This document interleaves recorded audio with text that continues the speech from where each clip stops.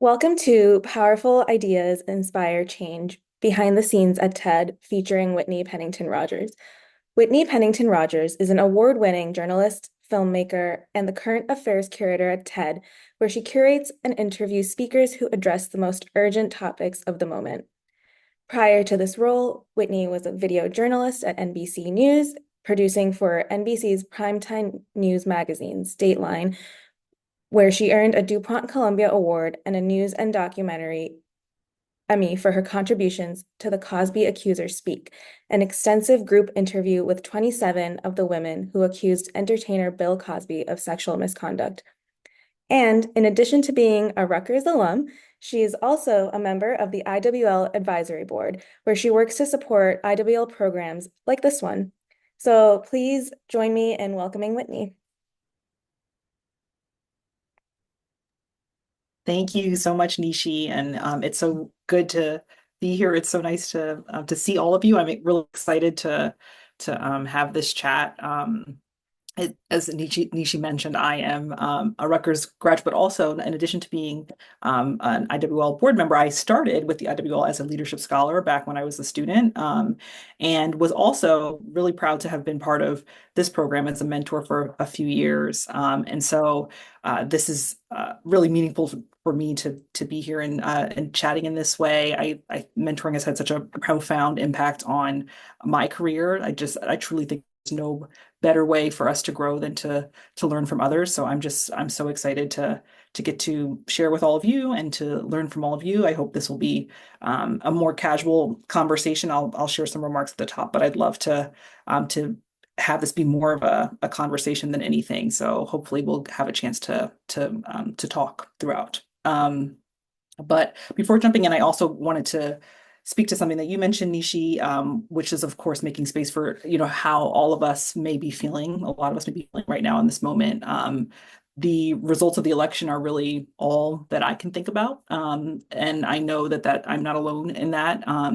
And I want to acknowledge what I know is the collective grief that a lot of us are experiencing. And I know it could be really hard to show up for things like professional development when you're feeling like the world is changing in ways that could potentially cause really lasting harm. And I know that part of growth is sitting in these feelings and sort of letting what you are feeling uh, stay with you. But I know that a lot of what we're thinking about now is sort of the next thing. And for me, the thoughts that I've read that have really resonated with me have been focused around the action that comes next to continue the work of building a nation that we can all be proud to call home. And, I think doing that work in spite of who is in office is so critical. And also just doing the incredibly important work of understanding those in this country who maybe are experiencing this moment differently. And I'll say that for myself, differently from the way I'm experiencing it, and I hope differently from the way a lot of you are experiencing it. That you're thinking about, the I guess the other half, and because I think the thing I really appreciate is that going forward.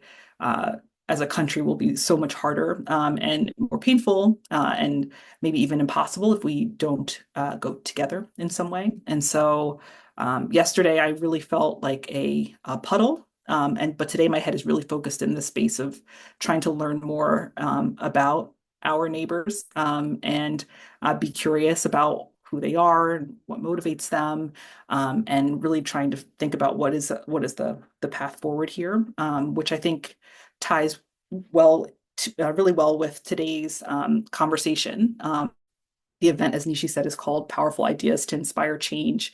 And I think thinking about the future in all moments, whether we're talking about big things like, the our national government, or smaller things, it's all really dependent on ideas. And so, I'm a curator at TED, and at TED our tagline is "Ideas change everything." And so when people ask me what kind of organization TED is, I always say that we're an ideas factory. So we are a media organization, we're an events company, but above all else, we really deal in the business of ideas and finding them, nurturing them, amplifying them, ideas that we feel like can ultimately make the world a better place. That's really what drives the work that we do at TED. It's what drives my work.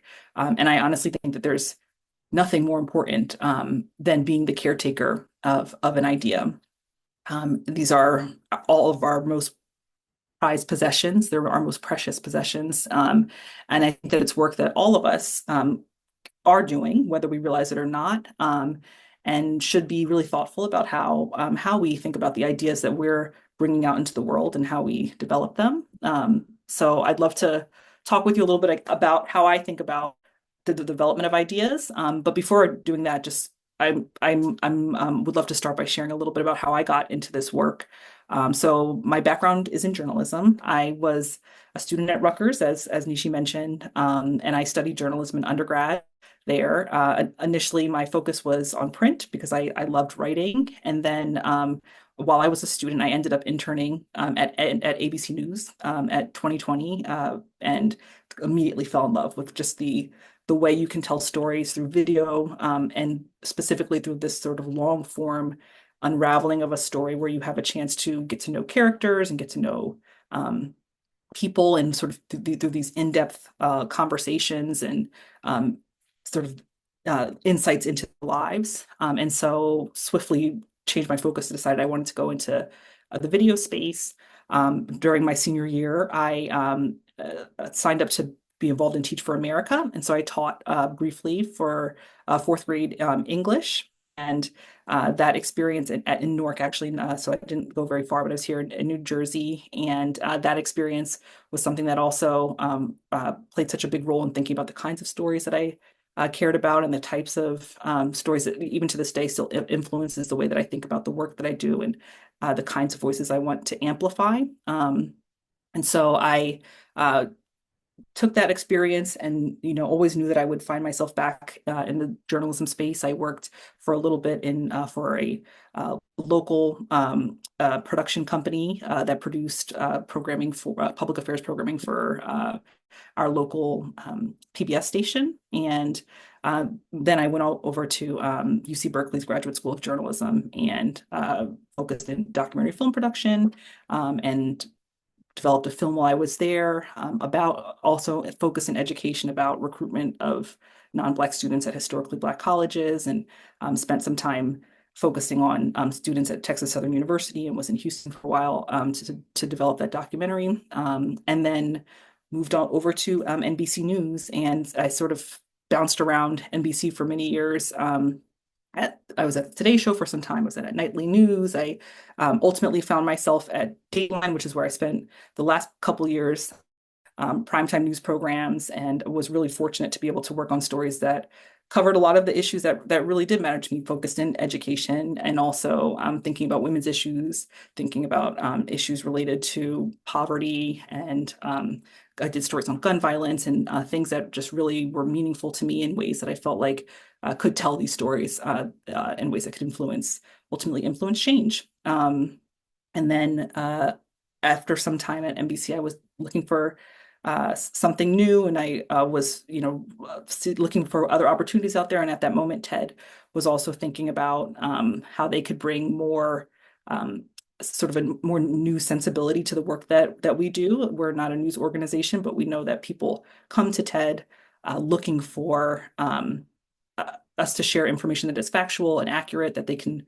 learn something about, teach them something about the world around them. And so we are constantly thinking about how we can present information that feels responsive and talks and content that feels responsive to things that are going on in this moment that feel really urgent and feel, super meaningful to us. And so as just people of this world, and not just these evergreen ideas that are always sort of, how can you be a better person, but just how can you navigate whatever challenges we're facing in this moment.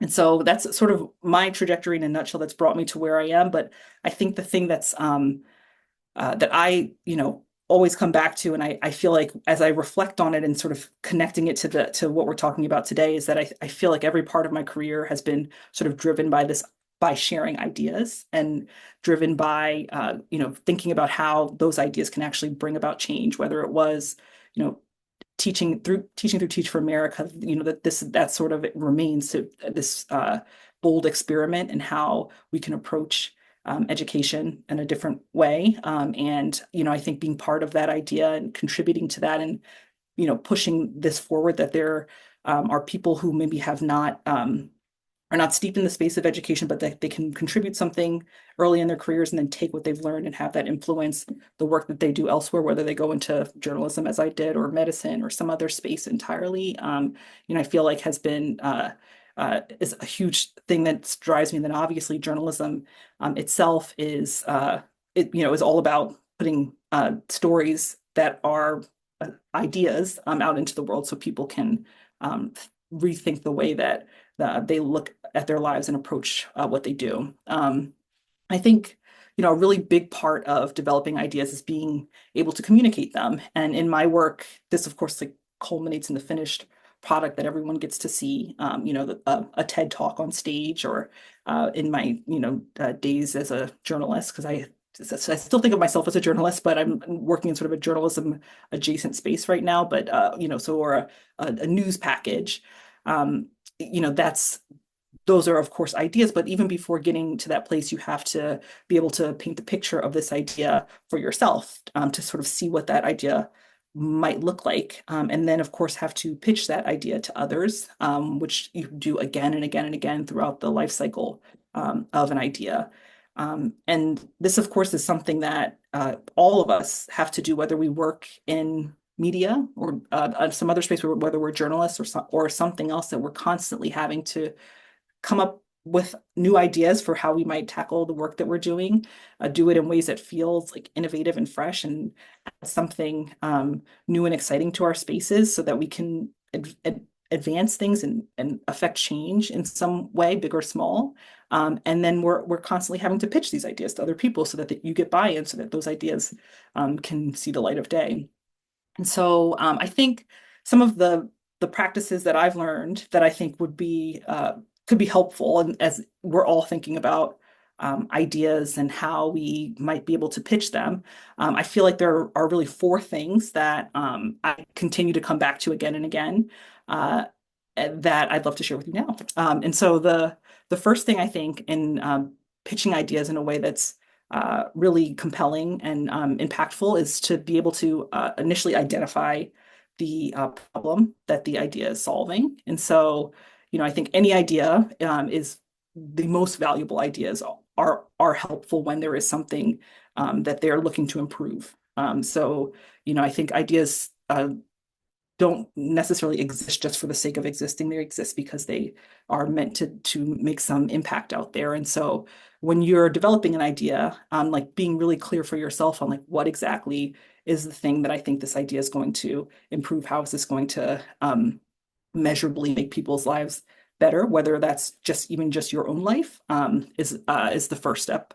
And then I think articulating how the idea is unique is really important. So for me, when I'm pitching story ideas, this is critical, being able to sort of say, how is this story different from every other story you've heard on this topic? And I think in any space you're working in, being able to express how your idea is not the thing that everyone else has been doing, but it feels like it's something that's really worth attention, and what may feel like why we should reinvent the wheel in some way, because this wheel is not like the other wheels you've seen, but is adding something really valuable, and is really worth the time and attention. It's being able to sort of to hone in on that is so key to pushing ideas forward.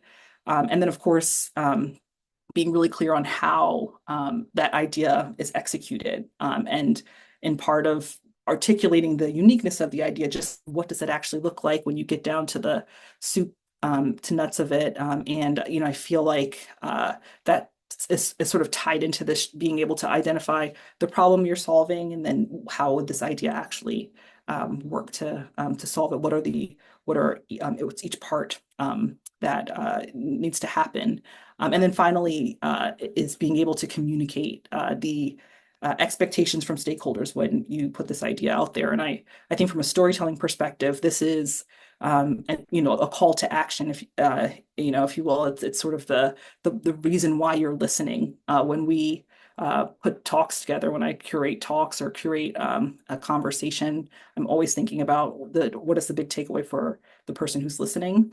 And I think even when you're developing ideas in any space, to sort of really be key on how the person who you're pitching your idea to, the person who you're trying to motivate to do something, how they should actually be involved in this, and what you want from them is so key in being able to develop ideas that actually can go out into the world and do something that isn't just some pipe dream in your mind.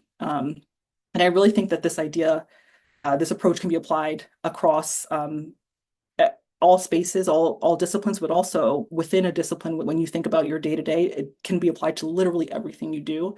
So I find that as I'm thinking about not just the process of pitching ideas and developing content, but also, as a producer, when I'm approaching how I'm going to produce something and thinking about, okay, this is what I'm going to suggest for how we tackle this project. Sort of thinking about, like, okay, what is each step of the idea that I'm going to present, and then I'm going to try and get people on board with what I'm going to do, and how can I convince them that this feels like the way we should do this, and this is worth our attention, and this is what I want from you, and this is how every step that we need to follow to execute that idea. And I think that getting good at pitching ideas is really one of the greatest skills you can have for this reason, because it applies to everything, from your professional life and your personal life. And so I think, at the end of the day, I think that all we really have are our ideas. Our identities are simply a collection of ideas about who we are and what we care about. Whether that you're saying, I am athletic, that is an idea, or I am religious is an idea. I care about social justice. I care about the climate. I'm a good person. Like, all of these things are ideas that you're telling yourself and convincing yourself of, and then eventually convincing other people that these things are true. And so if we don't find ideas in our lives that are worth safeguarding and fighting for, what do any of us actually have left?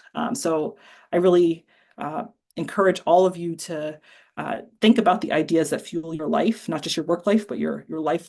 How can you strengthen those ideas? How can you encourage other people to buy into those ideas? And how can you use those ideas to actually make the world a better place for all of us? So I'll stop there. I think just to kick things off, wanted to sort of share that thinking of the way I approach all of this, but I would love to hear more about the ideas you're thinking of. And Nishi, I think you have some questions too, so I want to also hand over to you as well. Hi, Whitney.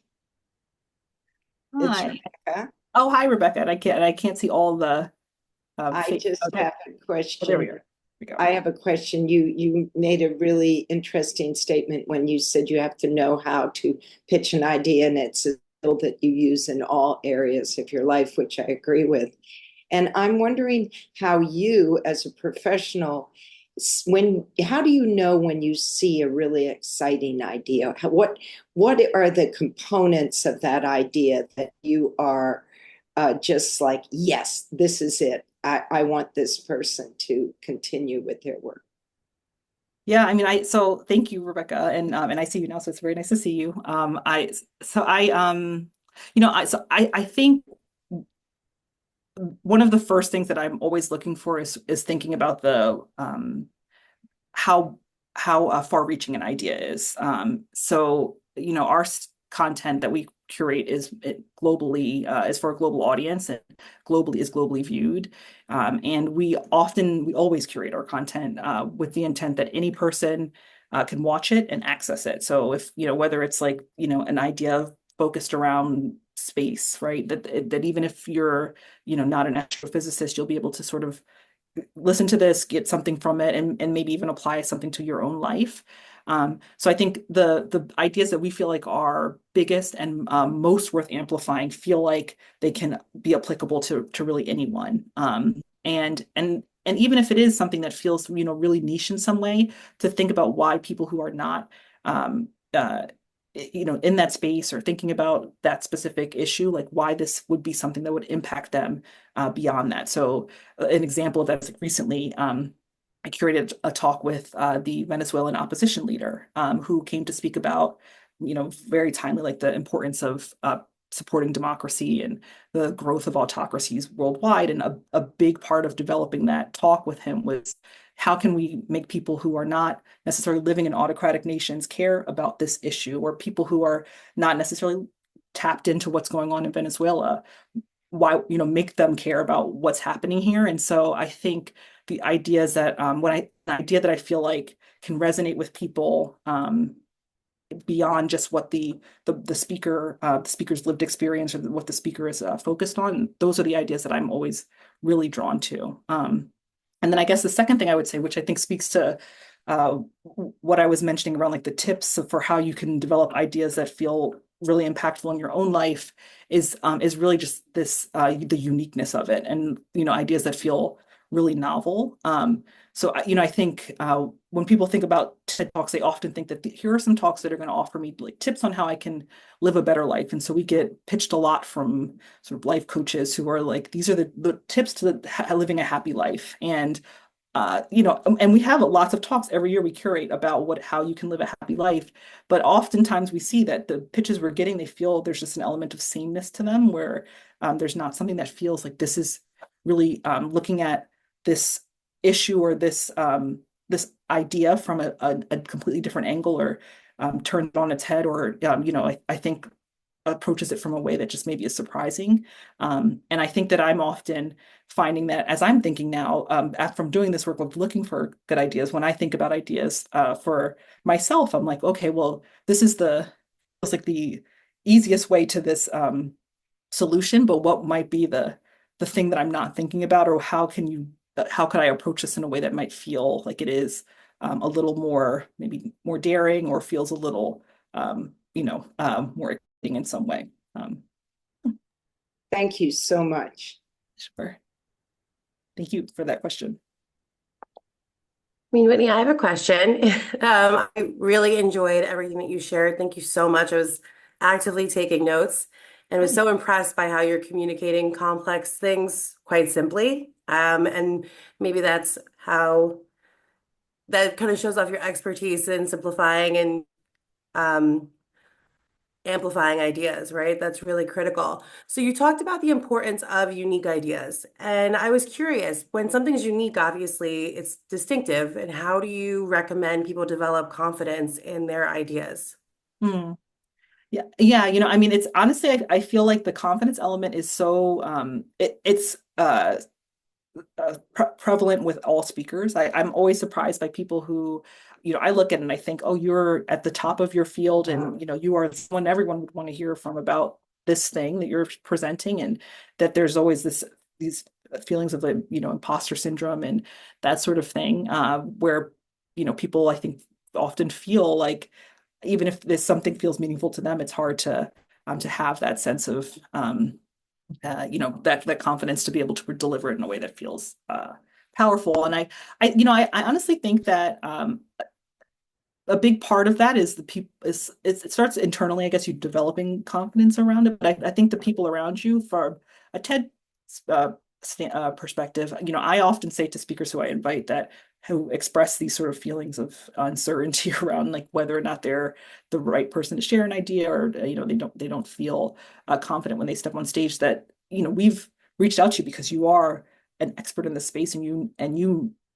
are the voice that we think people want to hear from about that. So I think that's having that sort of validation from others is helpful. But I think that on any level, the way you get that validation is by putting yourself out there, and just saying the thing. People can't validate you unless you say it. And I think that the thing I found is that when we're trying to find voices to express ideas, you see that there are people who are sort of, unashamed to reach out and share ideas that maybe don't even feel that exciting or interesting, but they're just constantly like just often sharing and sharing and sharing. And we had a speaker at a recent conference who gave a talk about how people don't share ideas for fear of them not being perfect. And the he'd found in his research, he sort of,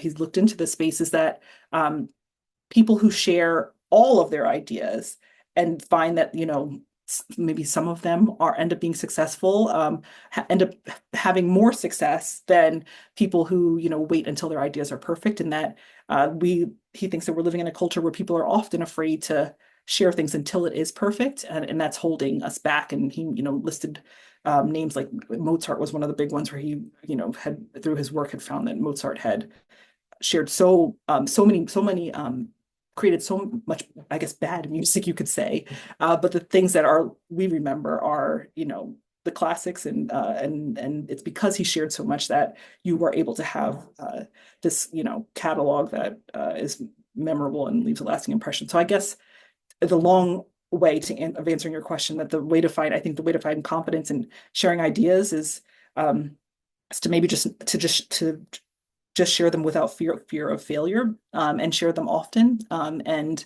the more you share ideas, even the bad ones, I think get more comfortable with, when something is really good, you find more confidence in, and then find more people will validate what you're doing through that.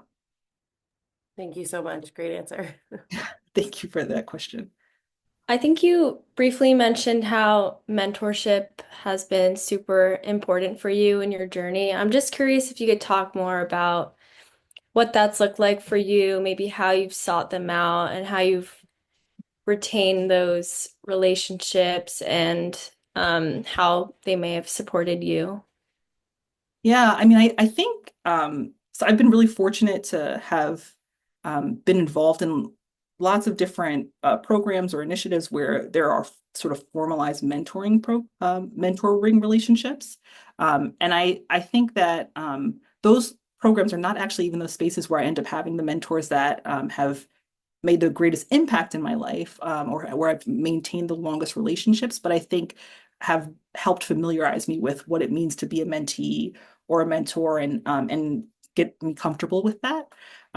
So I think through those programs, I've sort of learned, like, okay, what it means to meet with somebody regularly, and pick their brain, and how a mentoring relationship is reciprocal, and that it's, the mentee is learning from the mentor, but the mentor is also learning from the mentee. And I think that the best relationships are, you see them happening in both ways. And I think that what it's done for me is having these sort of formalized mentoring relationships has put me in this mindset that when I find myself in new spaces, or meeting new people, that I am sort of I guess unafraid to ask.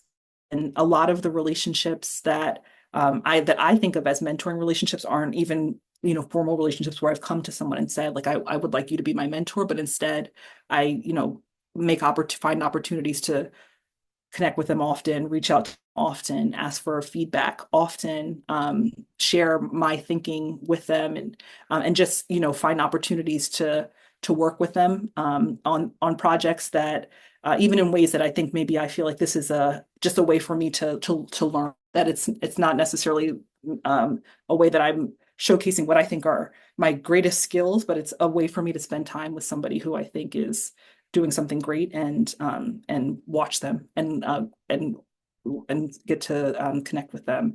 And then I think in terms of like sort of maintaining those relationships, like going from as like through my career, like going from companies to company, and space to space, I find that the as I'm continuing to grow and do more work, that the people who I spent time with and who were invested in sort of my growth at one point, through either a formal mentoring relationship or informal, are always very interested to know, how I'm continuing to progress. And I think this sort of connects to what Emily was saying around like confidence with ideas is, I think feeling having a level of confidence that I feel like I've produced something that feels valuable, that I want to share with someone else who helped me, and sharing it with them.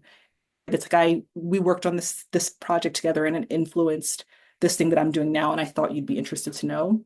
And it sort of opens a door for us to, how are you doing, and sort of connect on in those ways. And so I think just being aware of how the progress I'm making has been influenced by um, by past experiences and past people that who I've been connected to and who I've admired. And it's a lot of work, honestly. I think that's the one thing that is I think is often not uh, highlighted in talking about mentoring relationships, but it does take a great deal of work. It takes a great deal of just, in your busy day, taking a moment to think about how does this person how has this person influenced the work that I'm doing? And even when you do think about it now, taking a minute to send it to them and sort of maintain that relationship. And so, but I think it's so meaningful. And I found that a lot of the opportunities that I've gotten over time have sometimes been a result of having stayed in touch with people who remember you and think about the ways that you've worked together in the past and the influence that they've had on you. And I think that people love when you come back and share how they've helped you. People love helping. And so I think it's always great to remind people of ways in which they've really helped you. I don't know if I answered your question really well, but Yeah, you definitely did. Thank you. yeah. Well, I have a question. Oh, hi, Mary. First, I want to say how great it is to see you. I am so impressed by your career trajectory since you left Rutgers. And I wonder if you could talk a little bit about how you knew when it was time to leave one position and move on to the next opportunity. Maybe your mentors had a piece in it. Maybe it was something you just were ready for and knew, but I'd be interested to hear. Thank you much. And I saw your name before I saw your face. It's so good to see you, Dr. Trick. It's nice. It's so nice. I don't think I've seen you in so many years. It's really nice. No, it's been a really long time. Yeah, yeah. Well, yeah, I mean, I think that there's for me, there's definitely been it's been both like a feeling that I've had, and then also relationships from other people. I think my trajectory has been not really linear. I think that I've often found something that I find exciting, and I think I'm going to do that, and then I'm constantly asking myself, every day, maybe not as deliberately, but I sometimes at some moments, I would say probably monthly, I do sit down and ask myself, do you feel excited by the work you're doing? Do you feel satisfied? But every day that these questions sort of come up for me, and if the answer is no, again and again and again, that for me is a big red flag, and I should say more than a red flag, but a green light for me to begin to look for other opportunities, and to think about whether a change would be the right thing to do. And then I think just from a mentoring relationship that, communicating my dreams and aspirations to others has also led to other opportunities where I think mentors, you hear about mentors and champions, and I think the best mentors are also champions for you, where they can sort of see that you have interests and you express those to them, and they find out ways, to help amplify the work you're doing, or to help elevate you in spaces in rooms where you may not be. They're speaking up for you, and also bringing things to your attention. And so I think that I've definitely had opportunities presented to me because of mentors who knew that this is something that Whitney might be interested in, and sort of kept me in mind for that. And I think the timing, of course, always has to align with me feeling that I'm also ready for that shift. And so mentoring yourself, I guess, in that way, asking yourself these questions often are really, really key. And I feel like I constantly come back to TED Talks when I'm speaking about, thinking about my own career.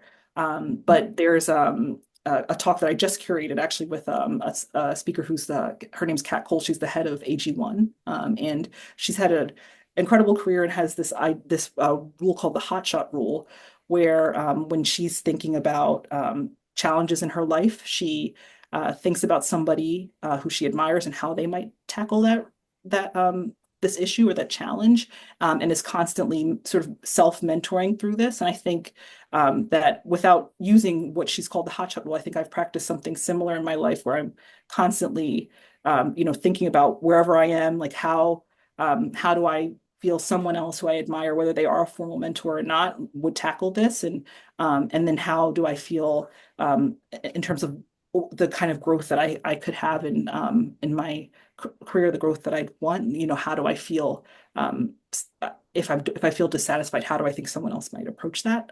Is also I think helps with some of that too. So that's a long way of answering your question, but Thank you, Whitney. No, that's great and should really impressive and should be valuable to everybody here to hear that, especially the mentees. thank you. Yeah. Sorry. Whitney, hi. I have a question about TED conferences and how do you develop the themes, and are they every year, and what's that process like when you're deciding, this is the overarching theme, and then I assume you invite people to speak to that theme. How does that happen? Yeah, so we have a number of conferences that happen throughout the year, and then also a lot of smaller events that it's often produced in partnership with other organizations, and so I'll say for the smaller events, though the themes are created because they are aligned with whatever the partner is interested in focusing on. So we've produced salons that are focused around criminal justice reform, and salons that are focused around, like we did one with the Rockefeller Foundation that was all former Rockefeller fellows. But for our larger conferences, it really is sort of thinking about, we come together and we think about, in this moment, what does it seem like people are feeling? What is a theme that sort of can capture the zeitgeist right now, and address something that feels like we're all trying to tackle and get a handle on. So for our big conference that we have every April, the theme this April, for instance, will be Humanity Reimagined, which is really sort of speaking to the growth of AI, and AI has been, TED is, it stands for Technology, Entertainment, and Design, and so tech is always a really big focus for us, and AI has been something that we have really been thinking a lot about for a couple of years now. But I think we feel like we're at a point now where it's not just speaking to AI, but just when we think about, even thinking about this past election, how we think about what it means to be part of this, to be part of a society, to be part of humanity, and how our humanity has changed in the way all of us sort of approach humanness, or are rethinking that. I feel like is something that we're hoping that this conference will present ideas for how we can go forward from this moment, both from a social place, but also a tech place. And, we've had past themes that have been focused around, one was bigger than us. And I think that was coming out of the pandemic, and sort of thinking about, we're in this moment where we feel like there are things that are happening that are bigger than any one of us, and how can we approach the world differently. The themes are always meant to be really broad, and so our conference is multidisciplinary. The content is really far-ranging, and so we create themes that feel like no matter what space you're working in, there's something there for you and can be applicable to any of the work you're doing. Thank you. I love that big overarching theme, and then choosing the right language. I mean, that's really important. Yeah, I think that there have been years where because we do it collectively, there are probably like 24 of us who share ideas. We have a document where we brainstorm for weeks, and there are some years where you see the theme and you're like, that's I don't think that really captures it, but feels like other people are into it. And it's it's a fun experience, and I think also really fun to see how people respond to it when they come to the conferences. And then also I think online people don't experience the conference in that way. They just see talks individually. So also seeing how those talks and the parts, I think, of what we see as like a bigger collective are how people experience them and experience part of that theme in some way, and how it's still you can still see it sort of captured in whatever content we're putting out that year is always fun too and interesting. Yeah, I notice about the two specifics you mentioned that there's no suggested idea that you want. It's open. Mm-hmm. But I like that. It's not like you're selling a certain point of view in your title. Right. And I think that's something that's also been really important for us too, is because we feel really strongly that these ideas can change the world. We want to ensure that they feel like they're accessible for everyone, and that it always feels like it's nonpartisan, that these ideas, and of course, it's possible for any idea. We recognize that we have, bias as an organization, and so we try really hard to think about like what is that bias and how can we counter that by bringing in other voices and perspectives that are really different from our own. And it's tricky sometimes, and we've definitely failed at it in some moments too. And I think we're still learning, and I'm really excited to keep trying to figure out how we can do that, especially right now. Thank you. Thank you so much. Yeah. I have a question. Hi, Whitney. Thank you so much for coming to speak to us. Personally, at this moment, if you could choose one big idea and theme to bring to the world that excites you the most right now, what would that be?